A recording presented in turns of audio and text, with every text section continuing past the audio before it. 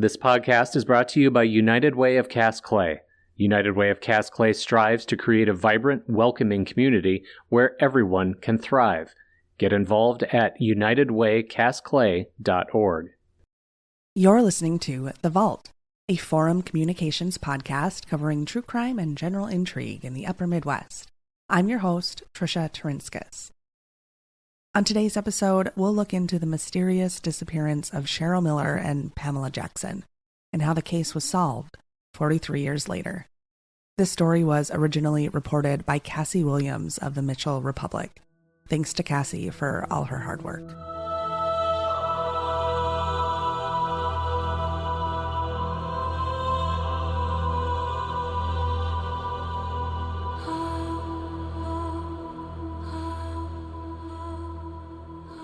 As Cheryl Miller hugged her parents goodbye the night of May 19th, 1971, they didn't realize it would be the last time they would see her. Cheryl told them she planned to pick up her friend, Pamela Jackson. She said they were going roller skating. According to an article published in the Sioux City Journal on May 29th, 2014, the two 17-year-old girls didn't drink or do drugs.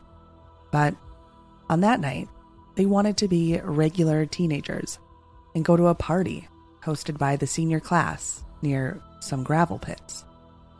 Cheryl drove away from her home around 6:30 at night, riding in style in her grandfather's beloved 1960s Studebaker. She picked up Pamela, and together they drove to the party. Somewhere along their travels to the party, however, Cheryl and Pamela would go missing, without a trace. The question about what happened to them wouldn't be answered for 43 years. As Pamela left that night, her mother left the porch light on for her. It was habit to leave a light on for Pamela, to turn off when she returned home from a night out. Yet Pam's mother's suspicions grew as the hours ticked by, and she was shocked that by 4 a.m. the next morning, Pam still hadn't made an appearance after her outing. Her mom checked her room. She quickly realized that Pam hadn't returned home. Her bed was untouched and the porch light was still on. It wasn't like her to not turn the light off, to not return, or, at the very least, not call. And her mother knew something was wrong. It was around that same time that Cheryl's family realized Cheryl had also never returned home. Both families searched for the girls, and they tried to file missing persons reports that afternoon. But authorities informed them that they needed to wait the mandatory 24 hours before filing. By May 21st, 1971, police launched a missing persons investigation for the disappearances of Cheryl and Pamela, over 24 hours after they'd last been seen. With no real clues as to where the girls were last seen, police quickly turned to their classmates in hopes that one of them would be able to provide some insight. It was then that police found out that the girls hadn't gone roller skating, and instead, they were on their way to a party when they were last seen. According to a court affidavit filed September 8th, 2004, a boy named Mark Longterman told investigators that he and two of his friends had met at a nearby church to get more cups for the party before heading over to the gravel pits. Longterman said the girls pulled up to the church after recognizing them to ask for directions to the party. He said they told them he'd come from visiting Cheryl's grandmother, who had been in a nearby hospital, and weren't confident that they knew how to get to the gravel pits. Longterman said one of his friends told the girls to follow them there, and that's what they did. Longterman said he remembered that both cars had gone up a hill, but that the driver of the vehicle he was in had missed the turn to the gravel pits, forcing the boys to make a U-turn. The boys turned around and didn't see the girls following them anymore, so they figured they had made the turn and were already at the party. But from there, Longterman couldn't recall seeing them at the party. Investigators quickly cleared the boys from the list of suspects, as they didn't feel their stories were suspicious, but in doing so, they were left with very little information about the whereabouts of Pamela and Cheryl. Theories and rumors began to spread like wildfire. The first theory investigators came up with was that the girls had gotten into an accident along the way and drove into the Missouri River. Because of the currents and visibility, they weren't able to perform a search. They also couldn't find any tire tracks on the road or grass surrounding that area that would support that theory. Rumors began to spread that the girls decided to run away. Cheryl had told her sister prior to her disappearance that she had always dreamed of being a model and wanted to travel the world. Her running away seemed a little far-fetched, but she was young, and it was possible. Cheryl had family in California, so they thought she could have possibly convinced Pamela to go out there. It was a theory that could make sense to police, but they'd need more evidence to prove it. Unfortunately, no evidence surfaced that supported the runaway theory.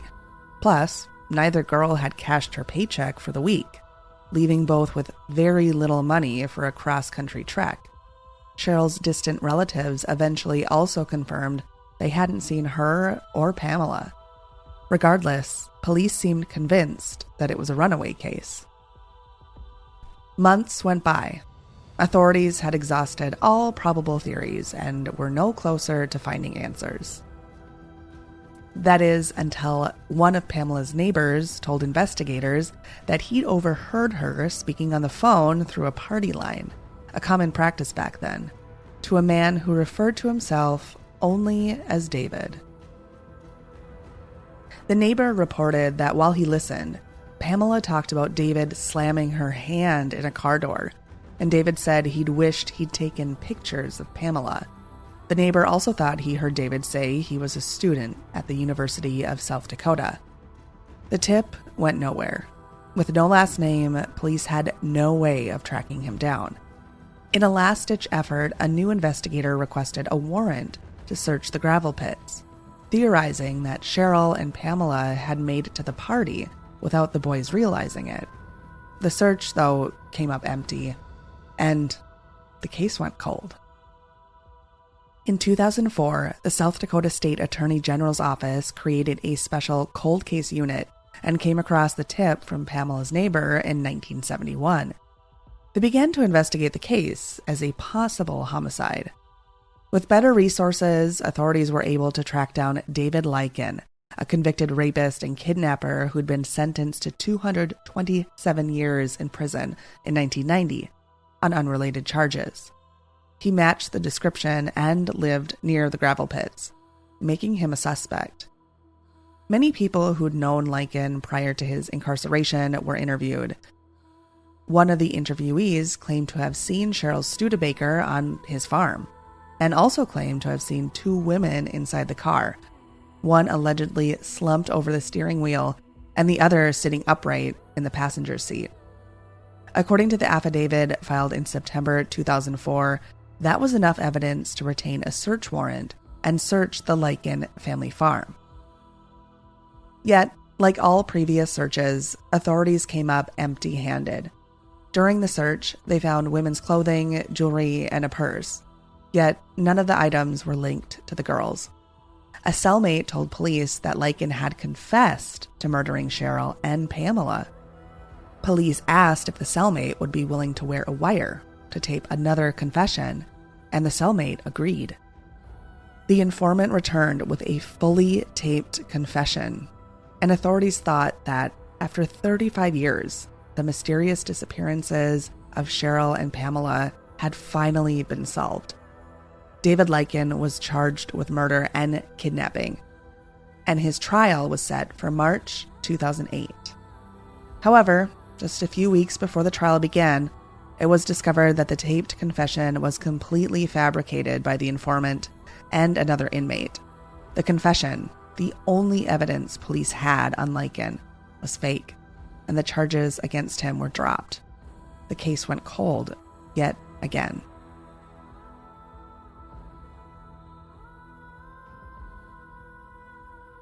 Oscar Jackson, Pam's father, died at the age of 102, just 5 days before his daughter and her friend Cheryl and the Studebaker would be fished out of a nearby Brule Creek.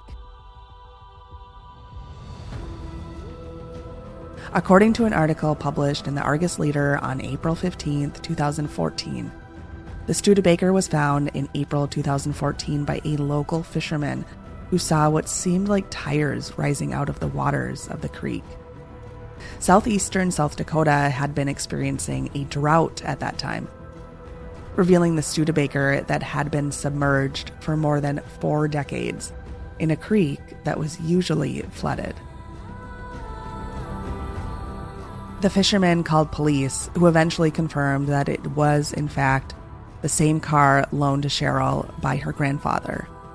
The license plate was identified upon the arrival of authorities, and DNA tests confirmed that the skeletal remains found inside the vehicle belonged to Cheryl Miller and Pamela Jackson. After searching the car, investigators determined that the vehicle was still in gear.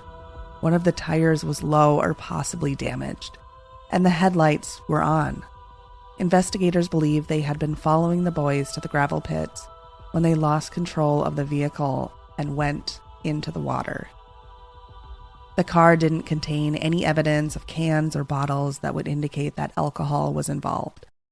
Police ruled their deaths an accident 43 years after they went missing, and the case that baffled every investigator who looked at it was closed. Authorities returned the items found in the Studebaker to Cheryl and Pamela's families, including Cheryl's intact driver's license, a purse, a bobby pin, and her watch, which had stopped at 10:20 p.m. The remains were eventually returned to their respective families for burial. Despite taking more than 40 years, the case was solved, and the girls' deaths were determined to be accidental. The Lycan family demanded an apology from the state attorney's office, but they didn't receive one. According to several news articles published around 2014, police told the general public in a press conference that they would not apologize for trying to find the 2 girls, and said they felt bad for the family's involvement in their investigation. Unlock more cold cases and crimes from the past at inforum.news/try.